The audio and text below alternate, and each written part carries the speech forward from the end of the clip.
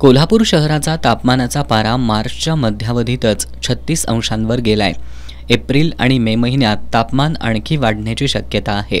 त्यामुळे उन्हाचा तडाखा वाढून उष्माघाताचा धोका वाढण्याची भीती असल्यानं जिल्ह्याची आरोग्य यंत्रणा सतर्क झाली आहे। जिल्ह्यातील प्रत्येक प्राथमिक आरोग्य केंद्र, आरोग्य उपकेंद्र स्तरावर प्रथमोपचार आणि उष्माघात नियंत्रणाच्या अनुषंगानं आवश्यक औषधं तसंच साहित्य सामग्री सुसज्ज ठेवण्यात आली आहे, अशी माहिती जिल्हा परिषदेचे आरोग्य अधिकारी डॉक्टर राजेश गायकवाड यांनी दिली।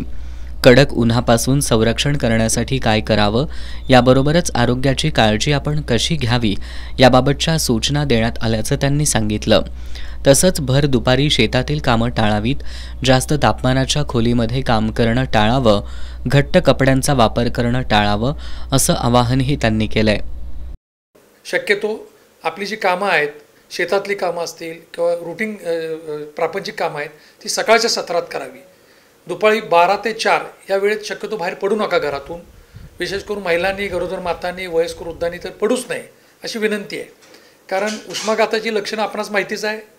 एक त्वचा कोरडी राहणे, ताप येणे, डोकं दुखणे, तसेच थकवा येणे, चक्कर येणे, निरुत्साही वाटणे, मानसिक अस्वस्थता, वेळेप्रसंगी बेशुद्ध पण काही लोक पडत असतात। त्यामुळे आपण या ठिकाणी काळजी घेणं खूप आवश्यक आहे। गुरांना छावणीत ठेवून त्यांना पुरेसं पाणी द्यावं, सूर्यप्रकाशाचा थेट संबंध टाळावा, पंखे, ओले कपडे यांचा वापर करावा, वेळोवेळी थंड पाण्यानं अंघोळ करावी, कामाच्या ठिकाणी थंड पिण्याच्या पाण्याची व्यवस्था करावी, अशा प्रकारच्या उपाययोजना करण्याचं आवाहन डॉक्टर गायकवाड यांनी केलंय।